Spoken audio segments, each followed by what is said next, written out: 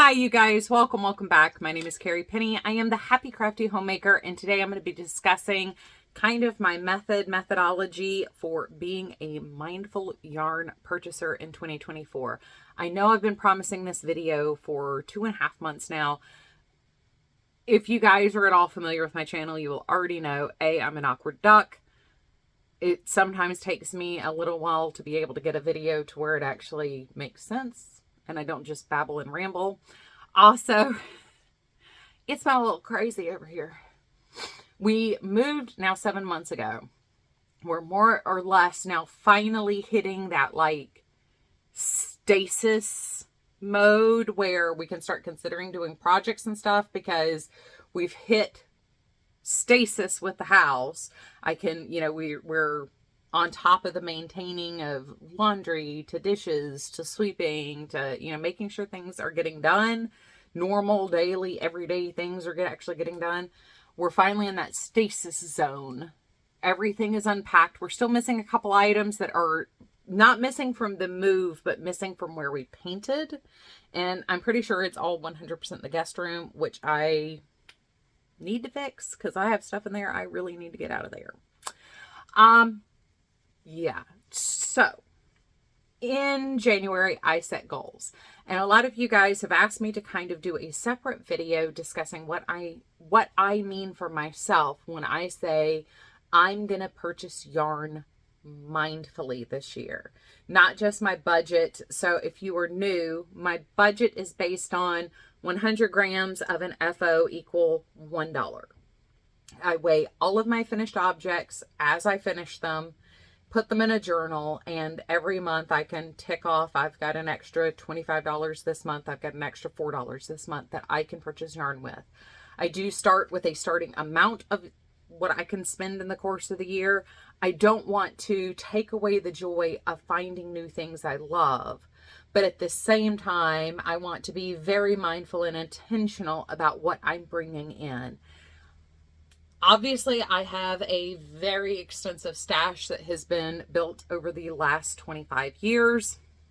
I have been gifted a lot of things. I have been in very lucky situations and positions where I have been able to purchase things when they were 75% off or more. Most of my stash was purchased under sale prices, well under clearance prices even. So, a number of things were purchased, for $1 a ball or less. Like there are certain things I've pulled out of my stash where it's like, oh, I only paid 50 cents for this. That's why I had 900 of these.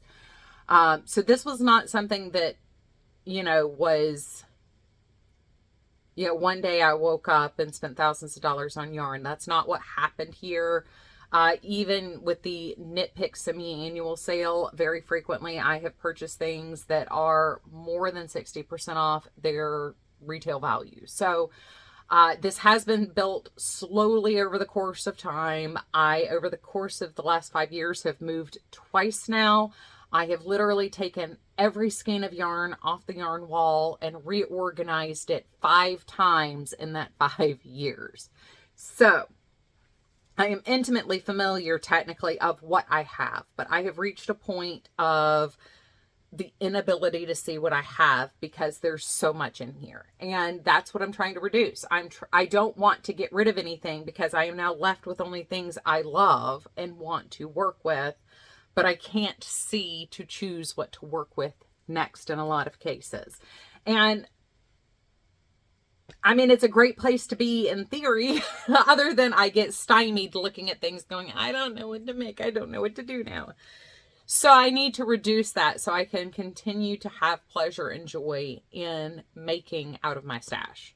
I've talked about this in the Why Stash Shaming Harms crafters video, which was the crafty chat number 1. I don't know what number crafty chat this is, but this is the next crafty chat. Number 2 is how to build your stash wisely. I do recommend watching both of those videos. We're going to high level cover probably a number of things on Build Your Stash Wisely if you are looking to build a stash. But definitely go check that out because you'll also better understand where I'm coming from as far as like all this. And I think everybody can use a reminder that being mean sucks, and shaming people for what they have or don't have sucks. So stash shaming is also, I think, a great video to watch. I'm also going to leave in the description box down below Shannon Talks Yarns video about budgeting and how to stay in your budget. I am not a financial guru. I am speaking my own personal truth from my goals, why my goals are the way they are, and how I am, my nebulous confines that I'm working within when I say mindfully purchasing, which seems to be what is hanging up a lot of people, is being mindful about what I purchase and how to be mindful. So part of that, I'm going to let Shannon cover in her video. She discusses FOMO, which I'll quickly hit on, limiting the unboxing videos that we consume, limiting the emails that we're opening that are going to entice us to purchase. All of those are in the psychology of sales and marketing, but I am particularly prone to those things. I no longer open big box companies' emails because I tend to want to purchase when I see things I like. Now, I do occasionally do an unboxing video. We will actually have one coming up here shortly from Mary Maxim, because I did purchase some things from their clearance only because I had been looking for very specific things and they happened to have some of what I was looking for. Types of projects. I wanted to try a certain type of project and they happened to have a kit on clearance. One of the other things I kind of want to hit on real quick is cart editing. This is something that I have learned to do, and I do it with 90% of my purchases that I make online, probably 10% of my purchases that I make in store. If you are not, I don't know what the actual term for this is other than cart editing, but I will walk away from my cart for a period of time. Overnight, I am really bad about, after dinner, scrolling through things and just dropping things in the cart. While I am one of those shoppers that wants to get my free shipping, we do not need everything we put in our carts most of the time. So when I'm editing a cart that I've just gone through and impulse purchased items, put them in the cart, maybe they were cheap, maybe they were a pretty color, maybe they were a nice texture. I liked the saying on that mug. I will go in after I walk away for a period of time. Maybe I'll just go make a cup of coffee, finish making dinner, go to sleep for the night, wake up in the morning, look at that cart. And a lot of times, I'm going to be honest, I take about 60% of the stuff out. I either have something just like it that serves the exact same purchase or purpose. I have something the same color. I have something better in some cases. It's like, oh, well, that's cheap, I'm going to grab that. Well, no, but my higher quality version of that is actually better. And I probably got the higher quality one for cheaper than this cheap item that I'm getting ready to purchase. Am I really going to use this? And I do have to ask myself a lot of times, I am really, really bad about buying books. Pattern books, reading books, music books, just books. I love books. I love books. But truthfully, am I going to really reach for this to read it? Am I really going to reach for this to use this? Instead of purchasing 5 books that 2 I'll read, 3 I'm just going to stick on a shelf and never touch. Do I need it? So I do a lot of cart editing, and by doing that, not only am I saving a ton of money, I am saving myself a ton of space and 1 extra run a year at least to the charity donation spot closest to me that serves the best community purpose. Cart editing, I think, is very important, even when we see things that are excellent deals. when you do have a sale that is the dollar skein of yarn sale, really go ahead and put it in your cart. Drop it in your cart. You know, everything that you see you like, go ahead and drop it in there. But then go through your cart. And I do recommend doing this on a larger screen than your phone, especially when we're talking yarn purchasing, so we can see color and texture and style. Sometimes the screen will even show us the fiber content. You know, you may be dropping things in there. If you have a natural fiber allergy, well, animal fiber allergy, you may be dropping something in there that's like 25% wool. You can't use that anyway. It's a gorgeous color. It looked great on screen, but you didn't happen to notice that it's 25% wool. So I do recommend doing this on a larger screen, like your desktop computer, your laptop, an actual like full size, like tablet device, instead of just scrolling on your phone, which I know is where a lot of us are getting in trouble and making these purchases. Been there, done that, got the t-shirt. But go through that and really think, what am I going to make with this? How soon am I going to use this? Like, is this something that's going to take me 10 years to get to? And even when you're looking at kits, is this the next skill level up for where I am, or the skill above that? Or is this something like, I just started knitting and this is, you know, brioche with a cable in it? You know, do I really need this today?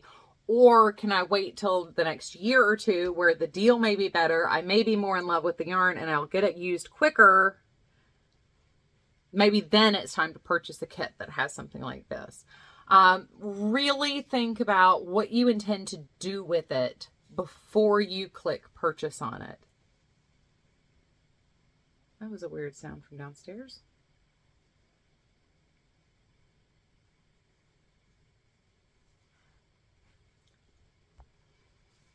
I think my cat just sneezed, but that was weird. Anyway, where was I? Cart editing. But go through it. And I guarantee you, you're either going to realize you have duplicates. You're probably not going to use this. You're just buying it because it's super cheap. It's on a really good sale you've never seen before. You're worried it's a limited run. A lot of companies bring things back. And if that one doesn't bring it back, I'm going to be honest, within a year or two, somebody's making something very similar once again. I know, you know, once again, if you're not familiar with my channel, I've been crocheting for 35 years. I have been actively, consistently, constantly having a WIP on the go for about 25 years now. So some of this is coming from long-term experience having done this. About 11 years ago, chenille yarn went out of style. And during 2018, 2019, all of a sudden we had this huge rise in chenille style yarns again. And that's great. It's not my favorite type of yarn just because I've dealt with worming. I don't want to do it anymore. I've dealt with the fibers pulling apart. I don't want to deal with that anymore. I've dealt with the weight snapping the center cord. I don't want to deal with that anymore.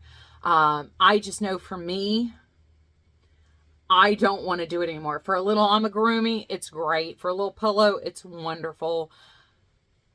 Other than that, there's a reason why I never bought 9 million things of the blanket yarn. That would be why. Also, faux fur. Faux fur was wildly popular. And I know a lot of people purchased out tons of these wild faux fur things from the that were out during the 2010s. Now, I'm not saying I have a problem with faux fur. Good faux fur yarn is wonderful to work with. Fintex used to make one of the best faux fur yarns I have ever used. It was like 100% nylon, I think. And I've gifted some to other people. And they're like, this is the softest, easiest use faux fur I've ever used. It's great for carrying along. You can use it in my amigurumis and stuff. It was wonderful.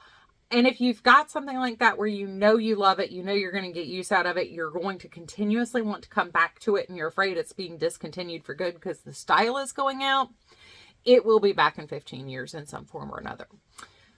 Now, if it's just that one brand, store it. I'm going to be honest, just store it at that point. But most things, if you're not going to use it in the next 5 years, 10 years, they're going to cycle back around. And by then, your taste in color is going to change. Your taste in texture is going to change. Your skill level is going to change. So you may have very, very different needs and desires as a crafter when that comes back around. So it may not be advantageous to just purchase all of the novelty yarn just because you're afraid it's going out of style. It will come back. Faux fur is making a slow resurgence. Carry-along yarns are making a huge resurgence. I've seen a number of ribbon yarns starting to come back out on the market. These are all things that went out of style a couple of years ago, and now they're back. So if it's something you're not going to use in the next 5 years, I wouldn't recommend spending the money or spending the space and time it takes to maintain it in your stash. And that's just experience having done this for many years and what I've been gifted, what I have purchased, what I've received as gifts. And even, when you inherit somebody's stash, I've inherited stashes from the 1950s that, like the oldest pieces are the 1950s. I actually have ball bands from the goose poop color. I can't remember if it was Sail or Red Heart, and Red Devil Red, which are just colors you would never commonly see now in a big box store line like that. And I can't remember if they're Red Heart or Sail, but they're one of those yarns. And those are from like the 60s and 70s. I have thread from the 50s that I've inherited. Obviously, most of that is no longer in my stash. It's either gotten used, donated, or it just wasn't in great condition. And that's part of why I think we need to, as a whole, be conscientious about what we're stashing and storing for more than a 3 to 5 year period, because we do see degradation in the fiber as it's being stored if it's not being stored well. I am in a very blessed position where my husband makes me having a craft studio an important part of our home purchasing. But if I had to bin all this up and put it in storage or put it in a shed or slide it in the attic, I would be very concerned about how this stuff would hold up until I got to it. So based on your storage and what your long-term storage plans are for your yarn, be very conscientious about what you're going to purchase, because a lot of these things will degrade over the course of time. Also, one of the things in being mindful that I really do, this year in particular, am trying to keep very much in the forefront of my mind when I'm making a yarn purchase. Most of my purchases are now coming from indie dyers or small batch dyers or smaller companies. I am getting a lot more hand-dyed yarn into my stash versus my big box yarn. My big box standbys are going to be there when I need them, and I can generally be patient enough to wait for at least a 25% off sale to purchase what I need. However, my small batch dyers, not so much. Once it's gone, it's gone, and many dyers don't re-dye things, or they bring them back in very selective runs. So if I happen to find something I just have to have, and I'm in love with the color, for me, I've spent many years purchasing those types of things in fingering weight. So if you come down the big yarn wall here, we start with bulky, we go to worsted, sport and DK, and then all of that down there is fingering weight. And most of that is hand-dyed or small batch dye or fingering weight yarn. Now, it's going to take me a very long time to go through all that yarn. because fingering weight yarn does take a little bit longer to work unless you hold two skeins together, and then it's, you know, just twice as quick. It's still not very fast. And that's great. I love those sink in and enjoy them projects, but I really want to start using more hand-dyed yarns, and I can't do that and maintain my need to have multiple projects and multiple weights and multiple sizes unless I start buying more of what I'm actually using. And right now, a lot of what I reach for or want to use is sport and DK weight. That's really what I've been. If I'm not reaching for, you know, like a big box acrylic, I'm reaching for a sport or DK weight. And when I'm thinking about making sweaters and things like that, I don't always want to go to a fingering weight, which gives me a nice light feel for living in the southeast of the U.S. I might want something a little bit warmer, but I don't want a bulky look that we're going to get as we get into bulkier yarns. So that is one of the things that I am trying very hard to keep in mind is as I'm purchasing, what weights or styles do I want to see more of when I come up here and look at my stash? And where are my needs? Where am I not filling things in? Where am I not bringing new things in from? Like right now, for the last couple of years, I keep saying I want to use my bulky weight yarn. Now I am down to bulky weight starts under here, goes down 3 cubes, and is these 5 cubes.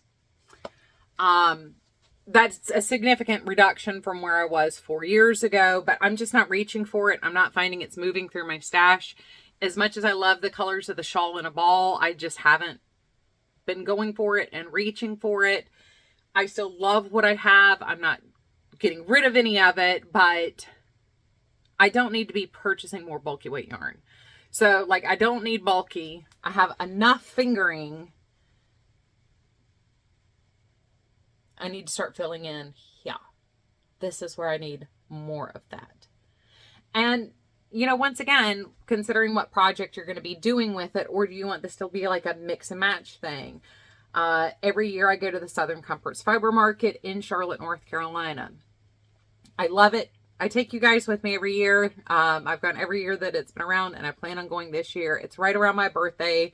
It's the only time I allow myself to really splurge on just purchasing for the sake of purchasing. And last year, even that, I went in with a project. I wanted to make a fade sweater of the fiber show. So I purchased 1 skein of yarn from a number of different vendors so I can make a faded sweater of the show. And that's how I purchased my yarn last year. And it did help a lot to not just buy everything I was in love with. When I'm buying single skeins of fingering weight yarn, frequently it's because I love the color, but I don't know what I want to make with it. And I think, well, you know, I can pair things. And I do. When I do my unboxing of Yarnable and ALC every month, I share with you guys pairings from previous months. I do pair different colors with each other, and there's nothing wrong with that. But I'm not really intentionally thinking about what am I going to make with this. And there are a couple of times where, you know, I'm kind of left going, you know, I kind of wish I'd gotten 2 DK weight hanks of this instead of just the 1 fingering weight hank. Or I wish I'd gotten this in worsted weight because I'd really prefer this in. So trying to keep those things in the forefront of my mind, along with keeping with my budget, which is, with the exception of the Southern Comfort Fiber Market, 100 grams of yarn equals $1 to purchase, plus the starting amount that I gave myself. And I don't know if I'm explaining myself very well. I'll have to rewatch this, and maybe I'm doing better than I think I am. But, you know, conceptualizing where your stash is and where you would like it to be in a period of time, not expecting miracles to happen. Like, I don't expect, my goal this year really and truly is to only get 3 of these empty and have other things put in their places. I have kits that I would love to see shelved out here on the wall. So at the end of the year, I either want to have 4 shelves on a bookcase or 3 cubes empty. That's a reasonable amount of yarn. I mean, that's a lot of yarn, but for how much I knit and crochet, that's a reasonable amount of yarn to use out of my stash. I would like to be able to shelve my ALCs and my yarnables. I would like to be able to start getting these kits that I have out here on display so I can see them and potentially use them, versus them being in the closet and me not being able to really see them, so they can't inspire me to grab them and work with them. Do you guys have questions? Did I explain this well? When it comes to being mindful, it to me is a very intuitive mindset. It's not necessarily intuitive to put into practice, but what the word itself means as far as being mindful about how you're purchasing something, to me is a very intuitive mindset. And if it's not for you, please ask questions, because I'm having a hard time explaining what I mean here. Now, when it comes to budget-based restrictions and budget-based mindfulness, like I said, I highly recommend you go check out Shannon Talks Yarn's video about how to stick to your budget when you set out your budget for the year. Because, you know, as a crafter, FOMO is a real thing. And she does talk heavily and extensively about how to avoid FOMO, just avoiding watching unboxings, avoid opening the emails, avoid looking at the websites, avoid going out to find temptation. And once again, mindfulness plays into that. Just because it is a good deal, is it a good deal for you? And there are lots of times where I'm looking at things going, you know, if I'm being honest with myself, and like I said, you know, it's been a long process for me to get here. And like I talk about in building a stash wisely, it's okay that our taste and what we want to do and how we want to craft, all of that's going to change around us and from within us. Our skills are going to change, and we're going to have different expectations from our stash and different needs from our yarn. And that's perfectly fine. That's a wonderful thing to have happen, because it means that you are growing and changing, which we're supposed to do. Each season of life is supposed to be different. We're supposed to be leveling up. You know, it's a great place to be. But you've also got to look at, what is your season of life? Where are you in your crafting journey? What do you really want to see when you look at your stash? Are you looking for inspiration? I know crafters who only keep their basics on hand. I know a number of crafters that their entire stash is black, gray, white, cream, and various shades of brown. They have some in wool, they have some in acrylic, but that's it. And it's because they got really good deals on their basics, and they knew they were going to use those basics specifically. But when it comes to what colors they want to use, they're inspired by the project, and they tend to be very project monogamous people. So, you know, instead of purchasing all of the colors and having all the colors on hand all of the time, they just stash neutrals. And that's wonderful. That's a wonderful, like, know yourself. And I think, you know, and I said this in that video too, you know, knowing yourself, knowing your style, knowing your needs, knowing what you're going to use, and making your purchases based on that. Like I said, I feel like I'm just rehashing a lot of the same things that I said in How to Build Your Stash Wisely. And really I am. And it's because, you know, that's where my mindset is. That's I guess this heavily influenced by the season of life I'm in and the season of life I'm heading towards. So anyway, I hope this was helpful. If you still have questions about what I meant by being mindful, please jump in. Please ask. I do try to respond to all of the questions. Definitely go check out the stash shaming and building your stash wisely videos. That's Crafty Chat number 1 and Crafty Chat number 2 here on the channel.